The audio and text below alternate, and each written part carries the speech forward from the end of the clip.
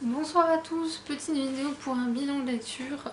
Comme je vous ai promis, 5 livres et une vidéo de bilan de lecture, je vais y arriver.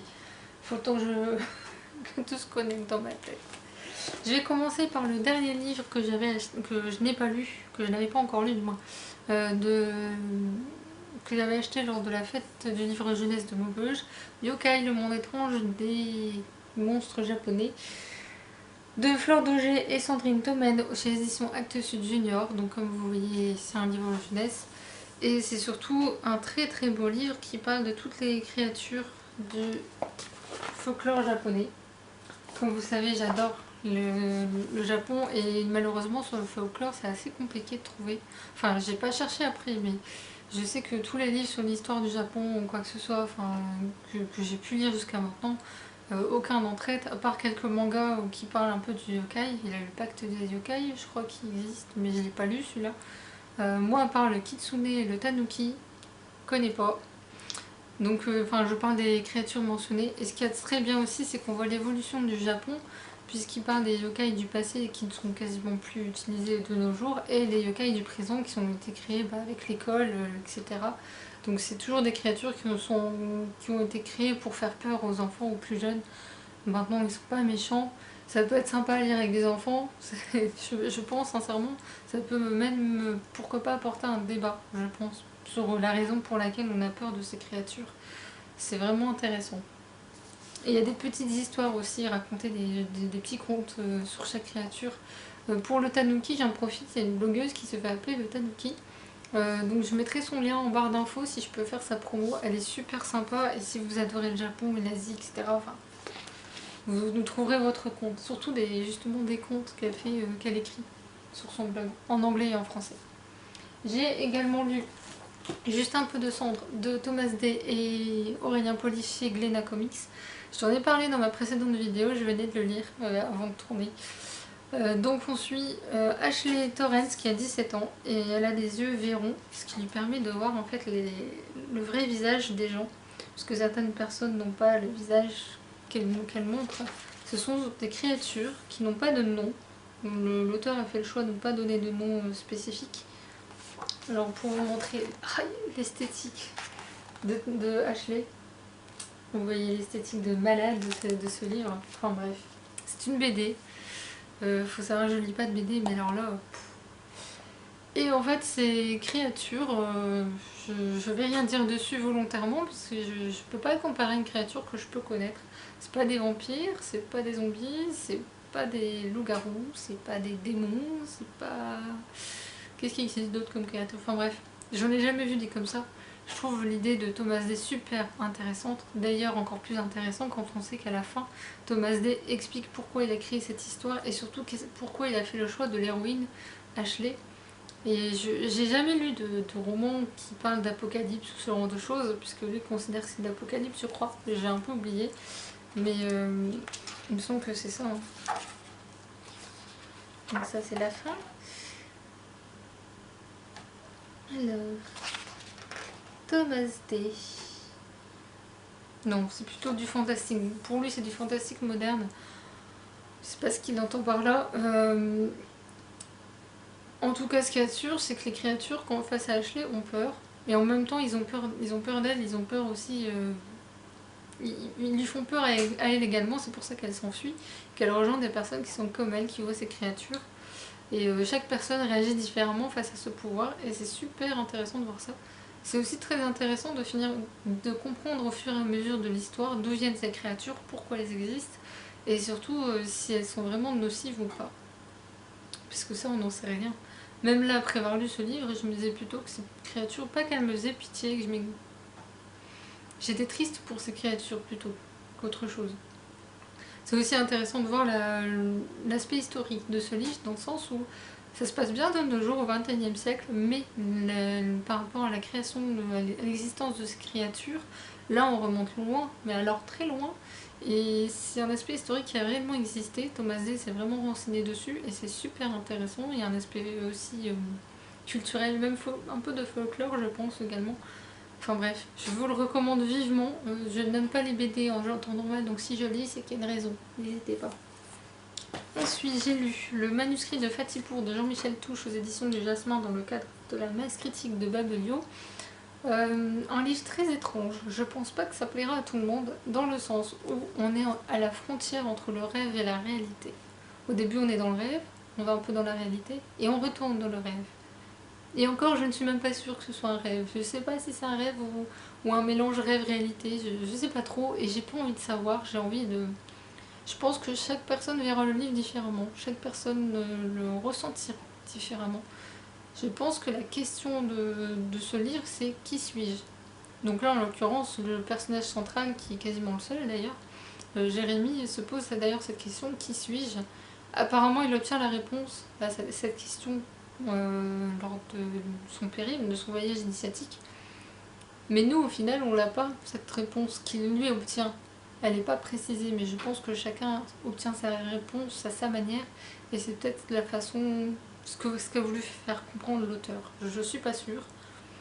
C'est pas grave, moi j'ai trouvé ça très poétique, puisque rien que le premier chapitre, au début on pense que c'est une femme, et en fait non, c'est la mer qui s'exprime, la mer, l'océan, enfin vous voyez ce que je veux dire. La mer s'exprime en voyant Jérémy, et le vent va aussi s'exprimer en le regardant au tout début. C'était super bien écrit, tellement beau, ça m'avait réveillée, parce qu'il faut savoir j'étais très fatiguée avant de le lire. Je m'endormais debout. Donc j'ai dit je vais le lire, c'est tout petit. Et en fait il est apaisant, il est très bien écrit, poétique à la rigueur, par moments. Enfin bref, très très très joli. Agréable surprise. Je pense que je me testerai à d'autres de la maison d'édition, ça pourrait être super intéressant.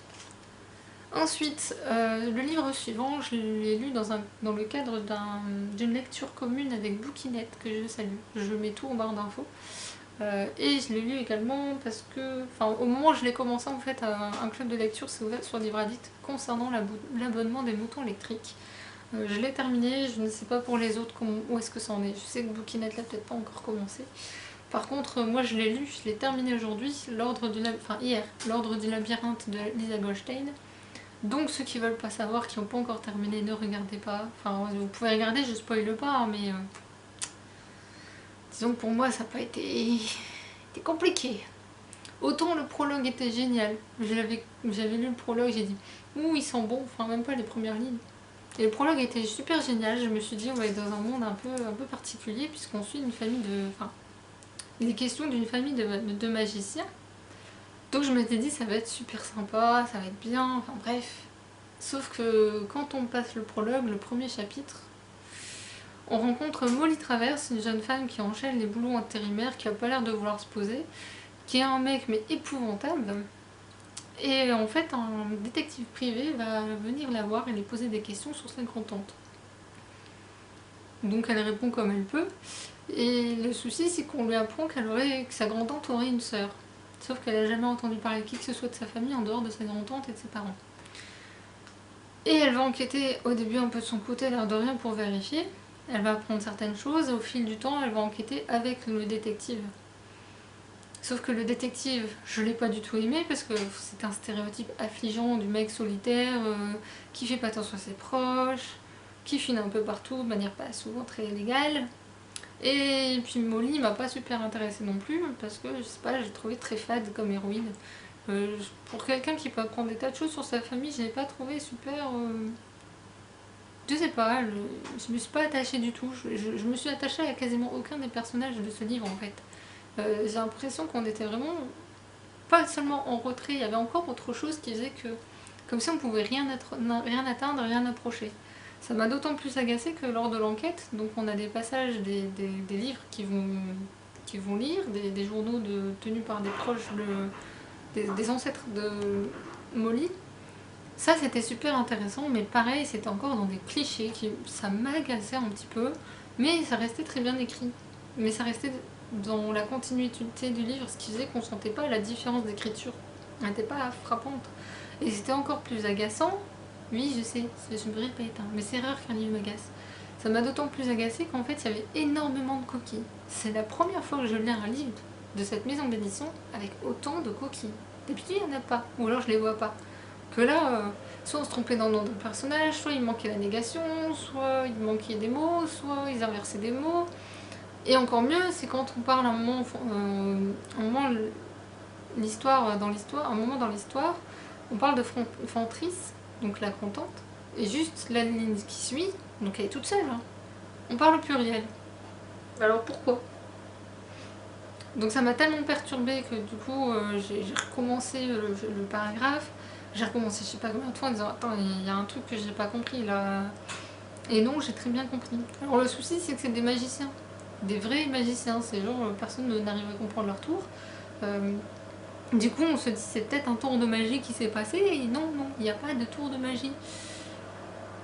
Je me suis peut-être un tout petit chouïa attachée peut-être à Kalan et à Korig. C'est peut-être les deux qui m'ont à peu près...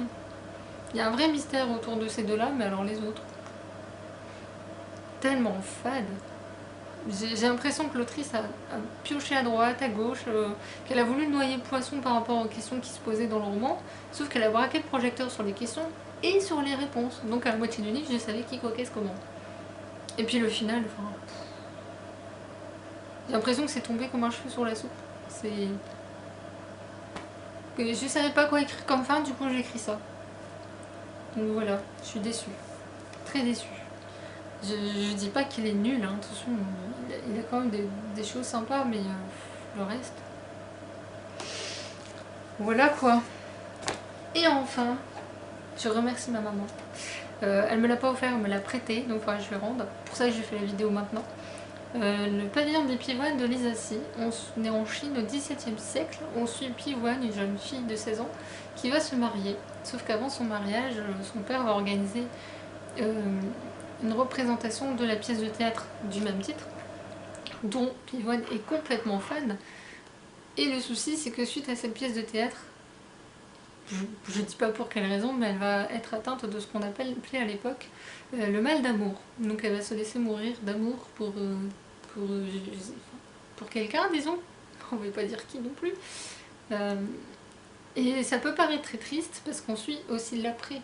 Après sa mort, du point de vue toujours de Pivoine, oui. Et ça va me dire, ah quoi, comment en fait, on va apprendre énormément de choses sur le folklore de la Chine. Enfin, pas le folklore, mais l'aspect religieux, après la mort, qu'est-ce qui se passe du point de vue des Chinois. C'est pas du tout comme nous, hein. C'est très très différent. Il y a énormément de poésie, énormément de tendresse, de douceur, de pudeur dans ce livre, mais c'est dingue. Et la poésie même sur l'aspect physique d'une relation amoureuse, c'est tellement poétique, une telle beauté. Alors ceux qui sont pudiques, vous ne serez pas choqués. Croyez-moi, vous ne serez pas choqués. Si là vous êtes choqués, moi je peux rien faire. Je suis pas très à l'aise avec les scènes de fesses dans un livre, donc et encore si on peut appeler ça une scène de sexe, parce que c'est tellement pudique, tellement... ça dure 2-3 lignes, quoi. On va pas dans le détail. Enfin, moi j'ai trouvé ce livre mais magnifique, très beau. Alors par moments dur, parce que par exemple on explique comment il bandait les pieds des femmes. C'est une cruauté incroyable, c'est très dur. Mais en même temps, après il y a l'aspect historique sur les Mandchous quand ils débarquent en Chine. Qu'est-ce qu'ils ont fait? Qu'est-ce qu'ils ont fait d'horrible surtout? Il y a d'autres choses, l'évolution du statut de la femme en Chine aussi est abordée, puisqu'on suit Pivoine sur 23 ans de sa vie. Enfin de sa vie et mort. C'est compliqué. Ça peut paraître compliqué mais ça l'est pas du tout, c'est vraiment très très beau. Alors au début vous le lisez avec une douceur, une lenteur parce que vous les savourez, parce que l'écriture elle est merveilleuse. Pourtant c'est une américaine qui l'a écrit. Une américaine certes d'origine chinoise mais n'empêche que.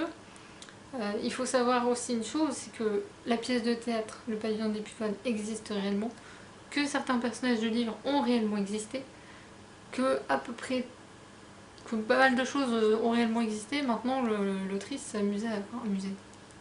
Elle s'est basée sur des faits historiques, sur ce qu'elle a trouvé dans ses archives pour écrire l'histoire. Tout n'est pas vrai dans les relations entre les personnages, etc. Mais les 3 épouses ont vraiment existé, le poète a réellement existé, les cercles littéraires, je sais pas si les cercles littéraires ont réellement existé, mais en tout cas il y avait énormément de femmes lettrées, contrairement à ce qu'on croyait, ou ce qu'on peut croire aussi, ce qu'on peut lire sur la Chine. On en parle très peu, mais ça a vraiment existé, enfin bref. Et j'ai appris beaucoup de choses avec ce livre, je ne regrette absolument pas de le lire, et j'ai même envie de lire d'autres livres de l'autrice du coup. Parce qu'elle a écrit d'autres livres, il y a Filles de Shanghai et Ombre chinoise, il y a également Poupées de Chine.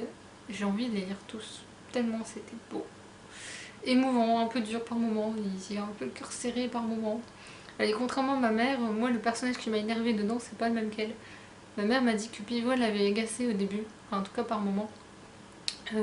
Moi c'est Tanze qui m'a énervée. Mais elle m'a énervée à un point, mais jusqu'au bout. Hein. Même morte, elle m'a énervée. Donc voilà. C'est pas un spoiler, hein, ça surprendra personne. Moi, au fil de la lecture, les événements qui allaient se produire m'ont pas surprise outre mesure. Je m'y attendais parce que ça reste quand même quelque chose qui est censé apporter de l'espoir, malgré tout. Mais c'est tellement beau à lire, quoi. Je sais pas comment vous convaincre de le lire. Ça paraît épais, mais ça va super vite à lire. Moi, c'est juste que j'ai pris mon temps, que j'ai eu des choses à faire, que j'ai une vie, mais bon, voilà. Donc c'est tout ce que j'ai à vous présenter. J'ai commencé un livre là il y a un petit moment, mais bon, comme j'ai dû recommencer la vidéo parce que, enfin bref, toujours un truc hein, qui va pas, mais c'est pas grave. Donc vous aurez une prochaine vidéo, j'espère la semaine prochaine, mais je vous ai dit ma situation va peut-être changer, je croise encore les doigts, on verra bien.